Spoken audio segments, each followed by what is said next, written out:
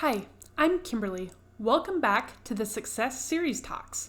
Talks designed to help you get what you want out of your life. Remember to listen, take notes, and most importantly, act.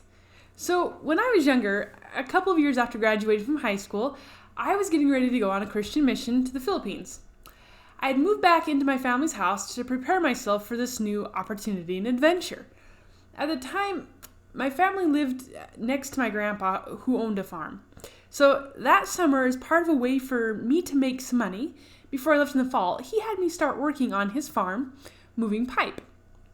So here's a little back info on pipe, for those of you who don't have any experience with them. So in Idaho, which is where I was living at the time, we don't get enough rain to provide for our crops. So we have to use pipe to get water from a canal or other source to the fields, so the crops can grow, so we all have food to eat. So someone has to move those pipe. They don't move themselves, right? There are two types of pipe that farmers typically use. One is called a wheel line and one is called a hand line. Wheel lines have a little motor attached to them, so the motor does most of the work and you just have to walk beside it and hold it. Okay, so hand lines, on the other hand, actually have to be picked up from one spot and physically moved to another and reconnected. So my grandpa had some fields with hand lines that he made my responsibility. So they didn't have a motor and I had to physically move each pipe. So now at this point I had about 40 pipe that I moved at that time. And that number increased at different points because, some of his fields are larger in some areas. And his pipe were either 3-inch ones or 4-inch ones. And he had some of each, and each one was 40 feet long. Okay, so now that you understand that, I had to move the pipe twice a day at approximately 12-hour intervals. My grandpa wanted me to stay on the schedule he had, which was 5. So that means I had to wake up each morning at 5.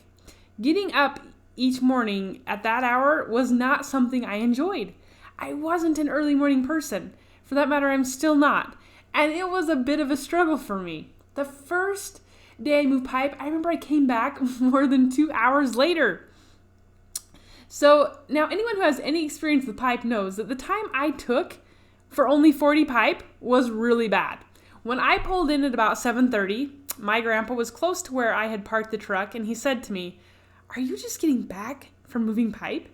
I said, "Yeah." And he looked at me and said, "It only takes me about 45 minutes to move them." I remember thinking, oh boy, this is going to be a long, long summer. If it took me 2 hours to move every set of pipe that means I would have taken 4 hours to move pipe each day. Mind you, he only paid me 5 cents a pipe. So if it took me 2 hours to move 40 pipe, then that meant I was going to get $2 for 2 hours or $1 an hour. It was not looking very good for me. So I went and moved them later that afternoon and it wasn't much better. About a week and a half into it, I started getting a little bit faster. I eventually got so I could get down to around an hour. I did this for 2.5 months and finally by the end, I got it under an hour. It eventually got a lot easier and I would run in between each pipe and sometimes with the pipe. The interesting thing is that this too was, even though I didn't like waking up early and doing this, it wasn't my favorite job to be doing on top of it, but I did come to enjoy a couple of things about this. The solitude was actually kind of nice once in a while. It gave me time to think about things, and occasionally my little brother came with me, and I'd wake him up in the morning and he'd come as well. And so that was kind of nice too. I got to spend some time with him. The other thing was that I got to see some pretty cool sunrises because I was up at the time that the sun came up. So it was kind of a reward of its own for doing this job and sticking with it. And I did stick with it for the entire summer, and then I left that fall.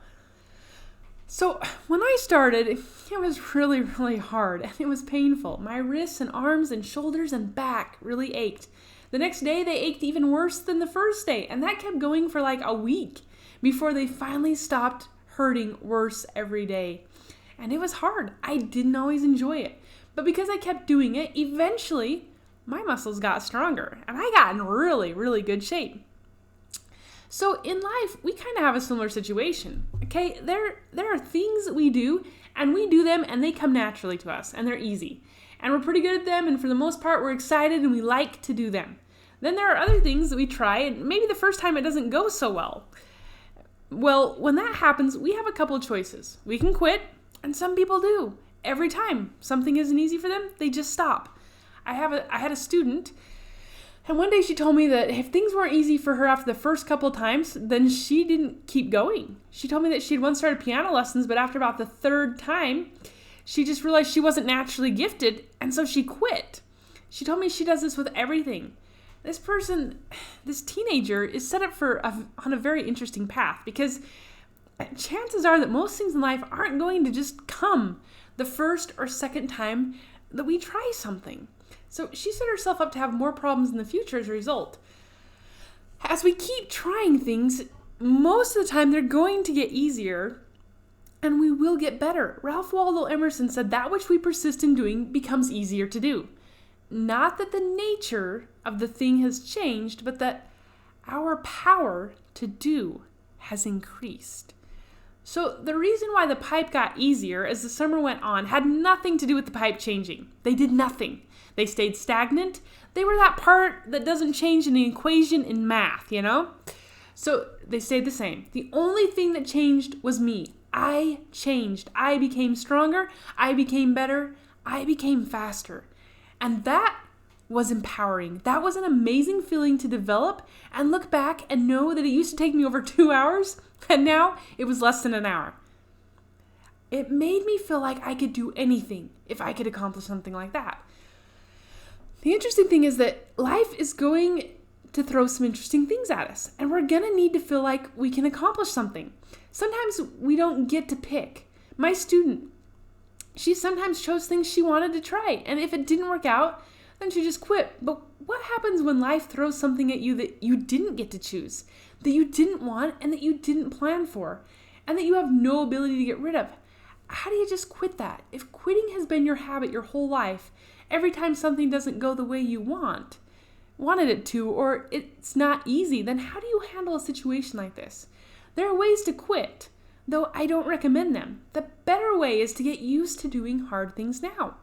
Thomas Edison has a quote that says, "If we did all the things we are capable of doing, we would literally astound ourselves." The thing is, that astonishment we feel in that moment actually brings feelings of pride and happiness and a bunch of other positive feelings. We feel so excited when we finally accomplish something. That's what we were made to do. So if you're a teenager or younger and you're listening to this, may I encourage you to take little risks now, to allow yourself to struggle and to fail and to keep going and persevere. You don't want your whole life to be full of just things that are hard. That makes life more difficult than it needs to be. You do want to have some things that come really easy to you, that you can try a couple of times and have success and enjoy. But you want to still allow yourself to experience some of those things that are more difficult, that you will become good at if you keep going for a time. So it's good to do some of those. I'm not talking about things where you've tried for years and made little or no progression and it's obvious that you hate it and have no desire to become good at it. Maybe like singing and you're tone deaf and you literally cannot hear the notes. I'm not talking about stuff like that.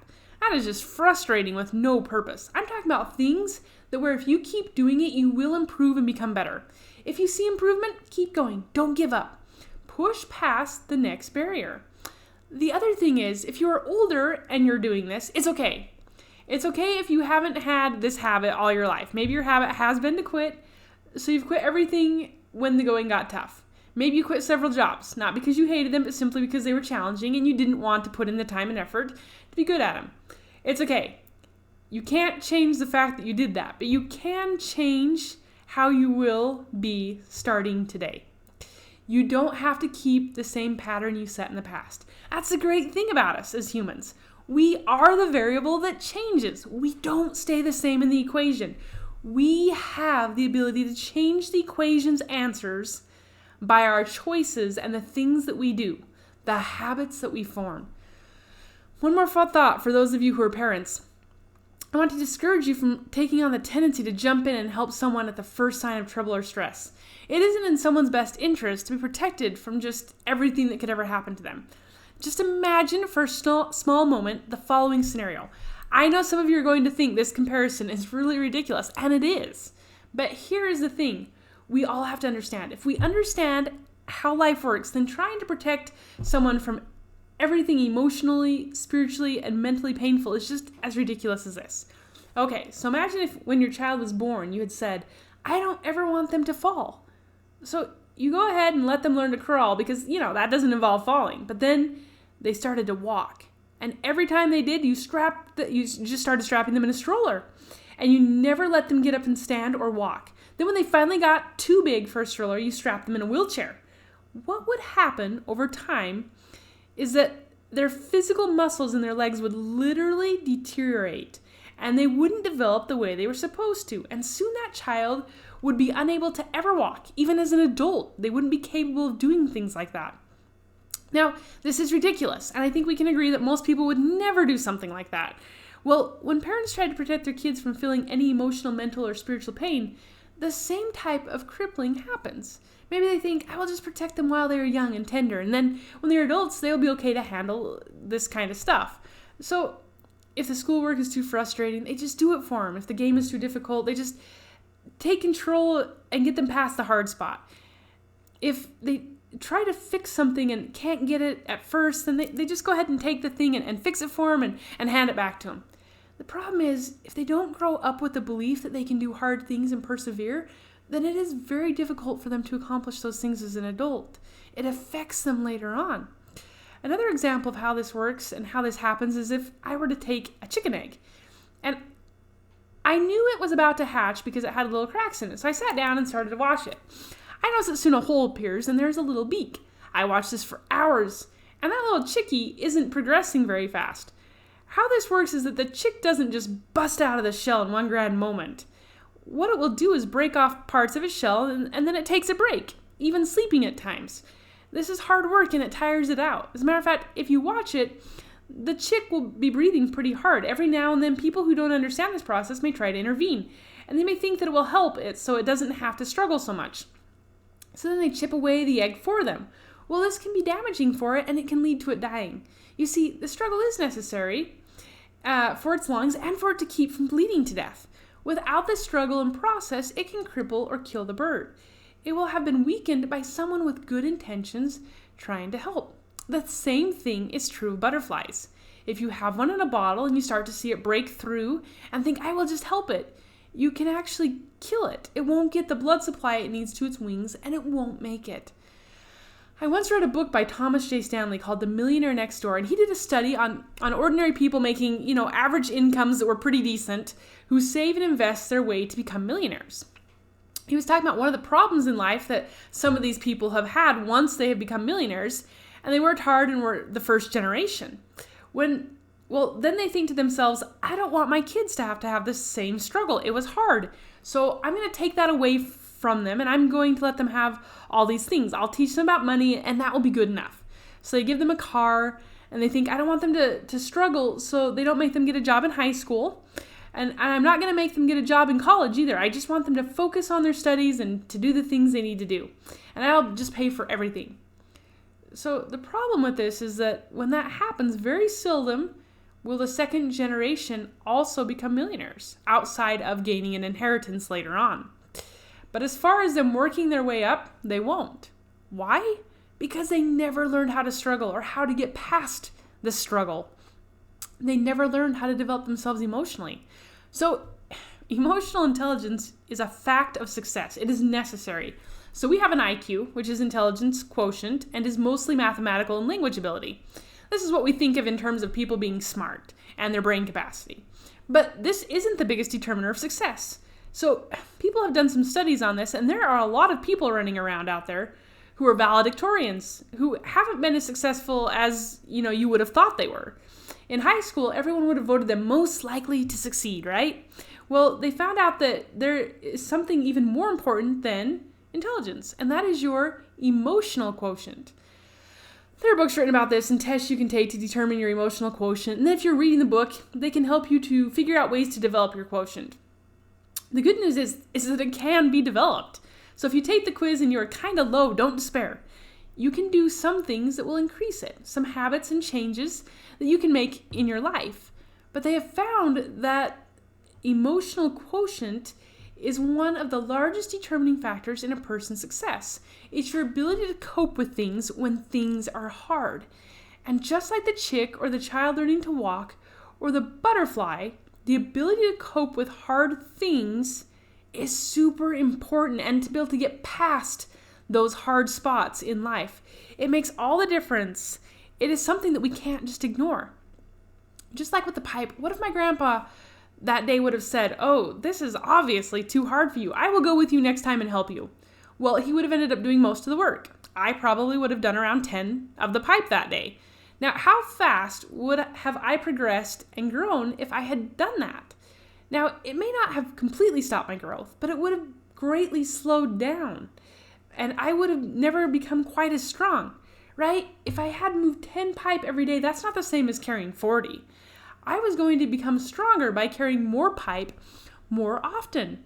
If you've ever lifted weights, you know that most times you don't just lift weights once. You do them in sets of 3 or 4. So you'll do like 10 reps 3 times. And that third time of doing your reps is actually super important to your physical strength.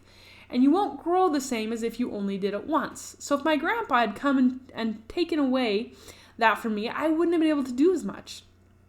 I would have gone the whole summer and never actually been able to do all 40 pipe. But he just said, you'll get better, don't worry about it. And then he let me go out the next time all by myself again, and the next time, and the next time. And each time that I came back, and it had taken me way longer than it should have taken me, he just kind of laughed and told me not to worry about it, and that it would get better. Okay, that was probably the best thing in the world that he could have done for me. By not taking that over for me, he allowed me to do something that was hard and to prove to myself that I could. He allowed me to be that chick that got out of the egg after the struggle and become a strong, functioning, and successful adult. His greatest aid came from not helping me. And it is often that way for us. As we watch people struggle, we often want to take that away. It is hard to watch people struggle. The reason being, we are empathetic creatures. And this is actually good that we are. We feel things for them, and sometimes we've been through the same thing, and it is hard to watch them. Just like the millionaires, they don't want to watch their kids struggle because they know what that feels like, and they are thinking, I cried over this, got mad, I wanted to give up every day because I was so discouraged all the time. The problem is, they need that. They need that to be able to break off that little piece of shell called discouragement, loneliness, and sadness, and the shell called endurance, and the shell called strength, and the shell called overcomer. Pretty soon they've conquered all these things and they emerge strong enough to handle what is coming as someone who can be successful in other areas of their life. So if you're the person watching them, don't just rush in and save them all the time. Now, there may be times when someone does need saved. When someone is drowning, that is not the time to say, you will be much stronger when this is over. No, you have to save them. Use common sense. There are times where someone who really understands birds and the egg hatching experience will know that something is wrong and will be able to do something to help at the right time. Where someone has finally gotten to the point where it is possible to help themselves, then they definitely need, or where it's not possible to help themselves, then they definitely need someone to give them aid. So these situations aren't what I'm talking about here. What I'm talking about is a situation where people could help themselves. The problem is that about 90% of the issues we face in life are ones we need to struggle with and keep trying. And only about 10% are ones that we need to help. We need someone to step in and fix for us. The problem is a lot of people do the exact opposite. They let people do 10% of their own and they try to jump in and save them from the other 90%. Let people become stronger, physically, mentally, emotionally, and spiritually. That which we do not have to struggle for is likely going to cause us to become weaker in that area. God gives us the perfect example in this. He allows people to struggle. He allowed Peter to struggle and fail. He allowed Paul to struggle a lot. He allowed Jonah to struggle and even be swallowed by a whale. At that point, God saw that he couldn't help himself, so God helped him and had the whale spit him back out. However, he still made him go through those things that they didn't want to do and that were hard. It's because he knows they couldn't become what he had planned for them if they weren't allowed to grow into these roles. They wouldn't be as influential or affect change if they didn't have challenges. They couldn't become the best them. When he took Adam and Eve out of the garden, what was one of the first things he did? He cursed the ground for their sakes. He didn't do this because he was mad and seeking vengeance, but because he knew that for the next step of their journey, in order for them to progress and become the people he had in mind for them, they had to struggle. They had to overcome and do hard things, or they wouldn't be ready for the next part of the process. They wouldn't be ready to become what they could become. So take this, however you need to apply it, whether it is in your own life or as you watch someone else struggling. Apply it and allow yourself and others to literally astound themselves with what they are capable of doing and becoming. Allow them that opportunity. Allow them the opportunity to grow and progress and to be excited. Thanks for listening, and make it a great day. Remember to subscribe to my channel so you can listen to other great talks. Also, give it a like and a share, and share it with others that you think may benefit.